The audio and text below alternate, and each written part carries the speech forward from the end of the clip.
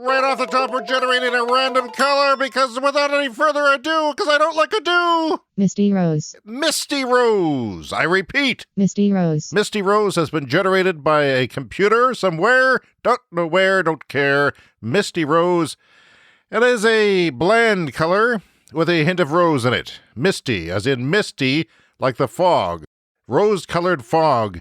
If there was a fog because there was a war and there was so much blood being misted into the air that the water vapor from fog was actually blood.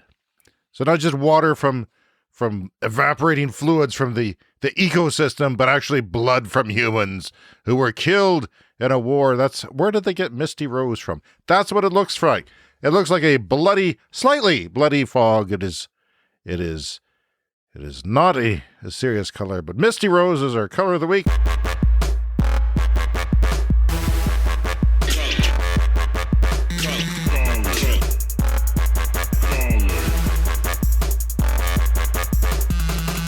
Time for a sneeze of the week, our much heralded, much disgusted sneeze of the week. Many people don't like this feature. They say, James, why do you have the sneeze of the week? Why is your podcast called Sneeze? These are things that will be slowly revealed throughout the history of this great podcast. Anyway, our sneeze of the week is Beyoncé. You don't say. Sneeze unavailable. I don't think that's... Really? Beyoncé doesn't sneeze, nor does she defecate. I think she shits. I think Beyoncé shits. She's not Kim Jong-un. I mean, it's a very dainty, organized shit. It probably comes out small, not rabbit-like, but manageable feces, which are all the same and of the same consistency, the same color, and it is no effort that goes into it. It's just every morning she gets up, she looks beautiful, and feces go into the toilet effortlessly, and wiping is really only a formality. Because she's Beyoncé, she does not need any sort of serious wiping. The Queen, Beyoncé, I say, needs no wiping. She is a perfect human being who does shit, because all human beings shit, but she sits in a very organized, respectful, and classy way. That is to say, feces are consistent, and there's never any effort involved. You will not find Beyoncé getting a hemorrhoid, not from shitting. The podcast has gone explicit again, just like that. So we got fun facts about Beyoncé, and I'm going to read them to you. Her full name is Beyoncé Giselle Knowles Carter. Giselle, I like the name Giselle. She got the little thing on the end of Beyoncé. You know, when fans type Beyoncé, they can't type that little schmeggy, the little French thing on the end. Her mother, Tina, is Louisiana Creole, meaning her heritage is French, Irish, African, and Native American, which is a bloody rare combination. I mean, extremely rare, which is why we have Beyoncé. God put these different things together and created something perfect, something that shits in a very organized way. That's all I'm saying. It's organized. Effortless shitting. No farting, just shitting. Never diarrhea. We're talking small but not too small stools, consistently colored, soft, not mushy, but soft. So they come out effortlessly. This is how she shits. When a goddess shits, she still shits. It's just very smooth. You're not eating, are you? I hope you're not eating. Nobody eats during my podcast. If you're eating, let this be a lesson learned not to eat during James's podcast, because I am a disgusting, foul human being, and I can't stop thinking about shit. Because feces from Beyoncé, it has to be discussed. She's not going to discuss it in interviews, but you thought about it yourself, haven't you? She was discovered singing in a classroom at the age of 8 in a dance class when her teacher was singing a song and she finished it. Who discovered her? Was Quincy Jones there in her dance class? Did her teacher just discover her? I don't understand that one. At age 8, she also met her future Destiny's Child bandmates. Really? And at age 8, wow. That's amazing. At age 8. Can you imagine the Beatles meeting at age 8 at a dance class and then suddenly becoming, significant in the cultural scene that have really changed the world. And I don't know how she shat as a child, but I imagine she grew into her consistent shitting when she was sort of godlike. She was an ambassador for the World Humanitarian Day in 2012. Not important. Her father was a Xerox sales manager. Interesting. In 1995, he quit his job to help his daughter and her singing group with their careers. By this time, they were Destiny's Child. And what a fitting name. If a supergroup meets at age 8 in a dance class. Wow. Beyoncé suffered from depression for 2 years. That surprises me. Because she has so much going on. Wow. Depression for 2 years. She didn't share it with the media since it was around the time that DC won their Grammy, Destiny's Child. Well, you can't become a supergroup at 8 and not, get fucked up. You can't have that sort of thing going on at such an early age and not get screwed up eventually. Not that depression can be blamed on anything, but I'm just saying. On April 8th, 2008, she married rapper record producer Jay-Z. Jay-Z is now no longer significant. He is now second banana to his wife, and I bet deep down, somewhere, that bugs him. Because Jay-Z was all about Jay-Z for many years. Now he's about Beyoncé, his wife. I'm sure he's matured and come to sort of accept that, and I'm sure he appreciates the utter lack of smell. I'm not saying there's not a smell in the bathroom. I'm just saying it's manageable. It's okay. Yeah, somebody just shot here. A goddess just shot here. It's not terrible. It's not unbearable. It'll go away in a minute and I can brush my teeth. That sort of thing. I'm not obsessed with Beyoncé shitting. I'm not. I'm a respectable, decent, completely functional human being. I would never do that. When Beyoncé announced her pregnancy, which I'm sure was effortless too, baby just shone out. Perfectly sized, perfectly consistent, just the right amount of labor, probably just shot out. It was a world record, a Guinness World Book of Records title for most tweets per second. Second only to the conception when Jay-Z was tweeting how great it was to fuck Beyoncé. There, I said it. It's not sexist. It's just a fact. She is a goddess. She is Beyoncé. And I hope my daughter's not listening to this because I caught her listening to one of my other podcasts. Amelia, turn this off right now. Forget everything you just heard. Go back and do your goddamn homework.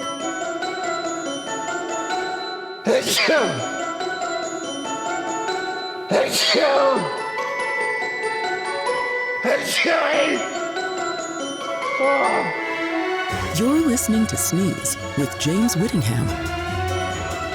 And we're back with another edition of Sneeze. Can you believe how many episodes it's been? Is this show 8? Is it show 9? I don't even know. Do you know? I honestly, at this point, I don't know. I'm not going to look it up. Anyway, the point is, we've been here for about a month or so. I want to say about a month or so. About a month. And it's been a lot of fun so far. I hope you understand that we are experimenting here. The James is experimenting with his podcast and is not really going to be consistent all the time. I'm trying different things. I welcome your feedback. Sneeze Show on the Twitter, on the Instagram, on basically everything. Sneeze Show. Look it up. Send me a message. Record a message like Jeff Yates did on several episodes ago. Send me an email, sneezeshow@gmail.com. What's new with James this week? Well, as you know, and you probably don't know this, but as you know, hot dogs are very important to me. They shouldn't be, and I shouldn't even be alive right now based on the number of hot dogs I've eaten. I don't have a good diet. I'm the type of guy who goes into a restaurant and wants to order off the kids' menu. I could go into a fancy hoity-toity restaurant that costs $1 million for a glass of Coke, and want to order off the kids' menu. And even then, the kids' menu is probably too hoity-toity for me. So I'm the kind of guy who just does not like fancy food. I never have, and that's a problem. This is why I shop at a big and fat store, not a normal store. Can't walk into the Walmart even. It's because I have a long torso. I need tall clothing because my torso is disproportionately long, which is a problem. I'm like a weeble that's always trying to fall over. It doesn't work very well, and anyway, I'm not going to discuss my clothes problems with you. But the problem is, I do eat too many hot dogs, and I have perfected it over the years. There was a restaurant called Earl's, which used to cook their hot dogs fancy. Used to have hot dogs. I don't think they have them anymore. And yeah, they sort of split it. It was a big dog. They split it in half, and they threw some mustard and relish and lots of shredded cheese, and melted that sucker, toasted the whole thing, and it was delicious. For $20 it had to be. Anyway, I always admired that dog and tried to replicate it at home. So people would come over for lunch and they would say, James, could you cook me one of your toasted hot dogs? Because when you get a bun on a hot dog that's toasted, you just feel loved. And that's what my friends did. They felt loved. They came over for the hot dogs, and it was a big, big thing. I've always taken hot dogs seriously, but I've never discovered a new way to cook them. I would sometimes, in my college years, boil hot dogs, which is fundamentally wrong. I would barbecue hot dogs, and I occasionally would have, at rare occasions, I found at a surplus store this automatic rotisserie, hot dog rotisserie. So it was like having, you know, the hot dog thing at the movie theater at 7-Eleven that's constantly turning, except you put it on your barbecue, and it's battery operated, and it's constantly turning, so you have a perfectly even dog. The problem with cooking hot dogs on a barbecue or grilling them is that one side gets burnt and then they blister. It's like a war victim. It's just bad. It's just blisters and it turns black. It's hard and crunchy and carcinogenic, even more carcinogenic. You want to make your hot dogs more carcinogenic than they already are. So, but those things, they broke. So what I do when I cook hot dogs is I pay close attention to them, and I'm constantly turning them, trying desperately to keep them even. But if you so much as turn away for a second, you can have a blistered hot dog. And yeah, so I just, it's not barbecue season now, but we bought barbecue hot dogs the other day because it's warm out and there's no snow where I live for some reason. It's ridiculous winter. There's no snow at all. I can't go cross-country skiing. It's the first year in the history of me being alive that the cross-country ski hills say Port of Fair at best. They've never gotten beyond the status of Port of Fair because there's no snow. And now it's almost March, which means the sun will be strong enough to melt the snow. So we were going to barbecue hot dogs because there's no snow on the deck and because it was relatively warm outside. My wife took too long to get home. It was dark, and so we didn't barbecue the hot dogs. But what we got, and this is life-changing, the Costco cashier told me this. She said, that thing you are buying, life-changer. And I don't normally trust Costco cashiers because they've given up on life. I mean, when you have a shitty job at McDonald's or somewhere, it just means, you know, I'm going through a thing, or I'm paying for college, or I'm paying for university, I'm paying for high school, or whatever I'm doing. When you go to Costco, it's a career of shit. You've signed on for life. Yes, good benefits, good wages, decent wages, but it's a lifetime commitment. It's a career. So I don't trust those people who have given up and who don't have the education or the talent or the whatever it takes not to work at Costco. They don't have it. They've given up and said, this is good enough. I just want a job. And that's fine, because those people we need people to work at Costco. We need people to do all kinds of things. We need people to wipe Beyonce's ass. There are people out there who we need to make the world a happy place. We need those people doing it. I'm not disparaging people who work at Costco. We need those people, just like we need people to look after Beyonce's fecal matter, to gather them up from the toilet that she drops them into every morning and put them in a jar and catalog them for future needs, for be it genetic, DNA, or replication, or cloning. We need to preserve Beyonce. People needs to powder her ass and to do whatever it takes to keep Beyonce happy. I don't care. And we need people to work at Costco. We need people to take dishes. We need people to do things. I personally don't have the fortitude to do that. Although I would probably can see myself taking the Beyonce job, frankly. But I have higher hopes than that. Okay. But there was a point in my life where I would have gladly taken the Beyonce job. It would have been interesting. You know, I probably could have wrote a book about it, you know. I was Beyonce's poop handler. My point is, and I don't know how I got off point and started talking about Beyonce's poop again. My point is that for years, I had perfected and taken great care in the cooking of hot dogs. Now, there was a time, like I said, when I boiled, but mostly the only way that I would acceptably cook a hot dog is to barbecue it. I can't I can't microwave them. I can't grill them on the stove. Barbecuing's the only way to go these days for me. So years have gone by. I have not changed. Decades, a whole lifetime of hot dog cooking. I have not changed anything. Until my wife came home this weekend, too late, after sunset, with hot dogs. And I said, hey, we got a air fryer for Christmas from Costco. And the woman at Costco said, this will change your life. It is life-changing. I am not kidding. She was young. How does she know whether anything is life-changing? I don't know. But I took her at her word, because when you're buying something, you go, yeah. Really? Great. I'm happy with my purchase. I no longer feel guilty about spending $100 on this air fryer. Now, I don't deep fry anything. I'm not stupid.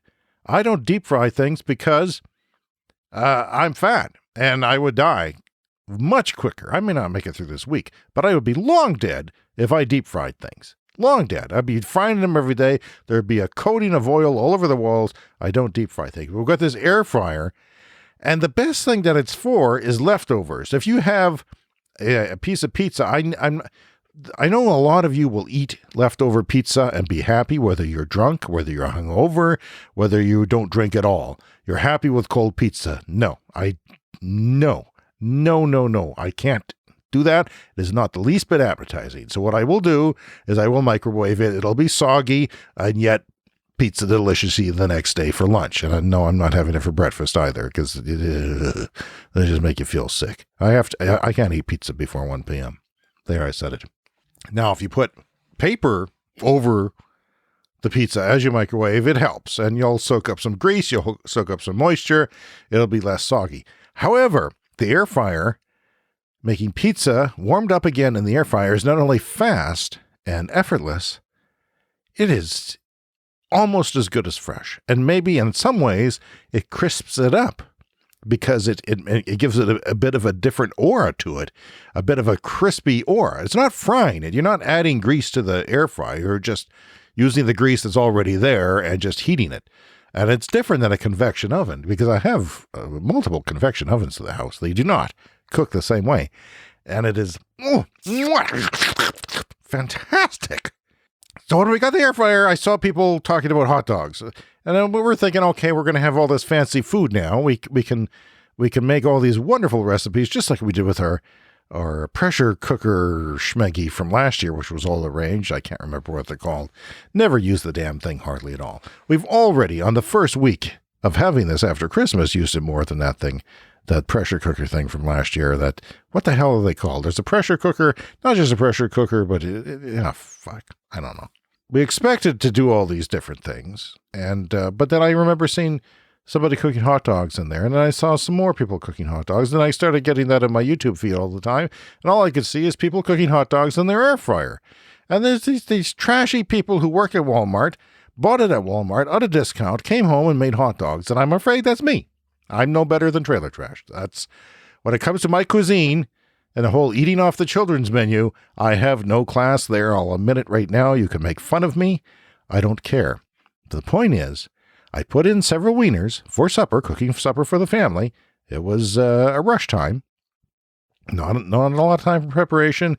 I didn't want to put any effort into supper, and we thought we'll have hot dogs. And the kids, I've got kids, they like hot dogs, okay? Especially when they're eating the same shit over and over again all winter, and we're not doing anything fun. They're even sick of fast food, these poor kids. So, threw the hot dogs in, came back. They were perfect.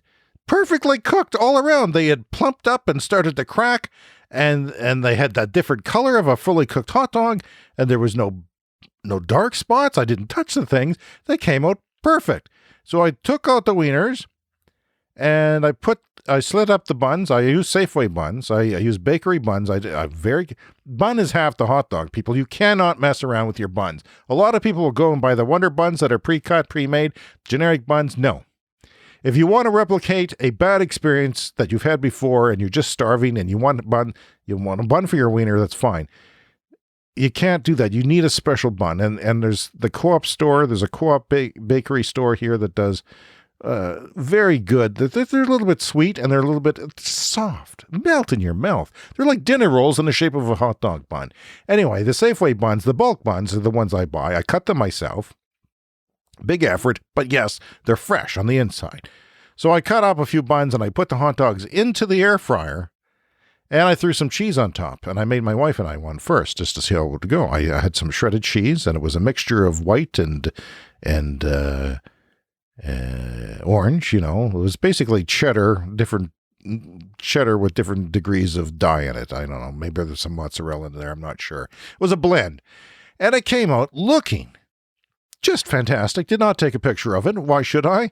I was nervous it would taste bad. It did not taste bad. It was one of the best hot dogs I've ever had. Wife agreed. And even my son, who would never put anything but ketchup on his hot dog, said, Dad, I'll take one with cheese. Let's call me crazy. Let's see how it goes. He liked it.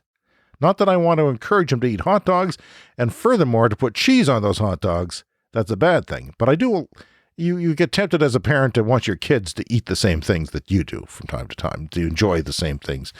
And that's a dark, dark road to go down. So after many years air frying hot dogs in my air fryer from Costco, and the woman at the cashier said it would be life-changing. I'm thinking she lives in a dank apartment and goes to work at Costco every day. To think that she would say this was life-changing meant a lot to me. And it is. It's life-changing. They're really good. And too easy to make a hot dog. Too easy to say, hey, let's just make some hot dogs. That's bad. The fake meat, the protein, the vegetable, the what do you call it? The Beyond Meat people have to make a wiener. That's good. I have to be the same price, and they will be. I read somewhere that the Beyond Meat is going to completely disrupt the agriculture industry because it's going to become cheaper and offer more protein than meat. Anyway, I'm James Whittingham, and this is my hot dog journey.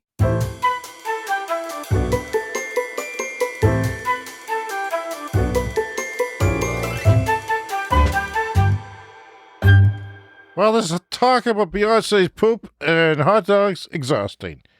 Absolutely exhausting. And I'm hot because my passive solar home here is already starting to heat up. It's only late February. It's already too hot in here, but I can't open my windows because I don't want my neighbors to hear me yelling at my microphone or just speaking this crazy thing. I don't want them to overhear this out of context. You overhear this, you commit me, obviously. So I don't know what to do. It's already bad enough that I don't mow my lawn frequently enough, and I feel like I'm the black sheep of the neighborhood. And this on top, so I don't know. I can't open my window. So now I'm too hot. Wait. Gonna get naked. Just a sec. Stand by. There we go. Why didn't I think of that? You get too hot, you take off your clothes. It's not like anyone's around. Again, if my neighbors heard me say that, they'd call the police. I'm going to tell you a story. I live in a 2-story house, okay? It's on a crawl space, but 2 stories, a downstairs and an upstairs. Upstairs, the bedrooms and the main shower. Downstairs, everything else, including a laundry room. So as people are apt to do, and this happens all the time, you get out of the shower and you realize, I don't have the clothes I want. I don't have any clothes. Maybe they're all in the laundry room, maybe in the dryer. I go downstairs naked because no one's home. It's a warm, sunny day. Okay, it's a spring day. The kids are in school. No one's around. However, I have opened up the front door to be just a screen to let the air through because I like fresh air and it was nice out. So I go down the stairs and there's a landing at the bottom of the stairs and it's right beside the door, the front door. However, there's a wall between that landing and the front door, but there's a window in there. And then to go into the front door area, there is a French door which has reflective glass on it. I get to the bottom of the stairs naked. Everything's fine. There's a knock on the door. Okay, there's a knock on the fucking front door. I'm standing there naked, and there is nothing I can do about it. I can't say hello. What happens if it's a friend? They'll just march in, and there I am fucking naked. A big mass of a human being, pink flesh as far as the eye can see, a little bit of hair, and I do not want that to happen. I have always been body cautious. I'm not the man who walks around naked, okay? Not for other people to enjoy. Now, as many fat people will tell you, if I had a nice body, if I had a perfect textbook body, I would be at a nudist colony right now, showing it off. Hey, world, here's my body. Not that person, the opposite. You do not want people, when you grow up fat, to ever see you naked. You don't go swimming. You don't do any of that. So when you get to the bottom of the stairs going for your laundry and there's a knock on the door, you say nothing. You freeze. You cover your goddamn testicles, which are probably in your throat by now because you're terrified. You don't do anything. You can't say anything. You cannot say anything. If it's the police, if it's a neighbor, if it's Girl Scouts, you can't say anything because you don't want them to come in. You want them to just go away. Maybe go around and look in the garden. You could run back and find a towel. Then the guy says, it's the police. It's the fucking police. The only time the police have ever come to my house, ever, the only time the police have ever come to my house is the time I'm walking downstairs naked and they catch me halfway and it's the fucking police at my front door. I'm standing there naked. I look up into the French door. I'm looking at a goddamn reflection of a police officer, and if I can see him, he can see me covering my junk, a big mass of pink flesh. So right away, I think, okay, this is not going well. I might as well just fucking die. That'll be fine. My kids love me. I'll just exit the planet now and die. So he says, hello. And I finally said hello back because I wanted him to go away. And he said, police. That's what happened. That's exactly what happened. And he said, is Mr. So-and-so here? And I didn't recognize the name and anything like that. For a while, for the original owners of this house had it as a rental house for like a year. And of course, you can't rent it to somebody for a year without them having a criminal record and the police coming to look for them because criminals live in rental houses. Why is it always that way? And I said, no, we've lived here for 5 years. There's no one of that name here. And fortunately, and perhaps, I don't know what stories he told the guys back at the station. I'm sure they've seen a lot of weird shit. And this is maybe nothing to them, but I'm a naked guy in a reflection talking to him through the reflection of the French door. Thank God he goes away, because a lot of police don't accept that. They say, well, can I see your ID? Can I, talk to you a bit more? And he went away. Thank freaking Christ he went away. And that's my naked story. Yeah, that's my story. Anyway, I don't think I want to continue. It's just the feces and the hot dogs. And now the naked story. I'm just going to call it quits. That's it. That's it for now. Maybe I'll do a mini show on Thursday, but I can't continue. I can't. It's hot. I am literally naked, except for underwear. And yeah, that's our show for this week. Connect with James on social media by searching Sneeze Show. Thanks for listening.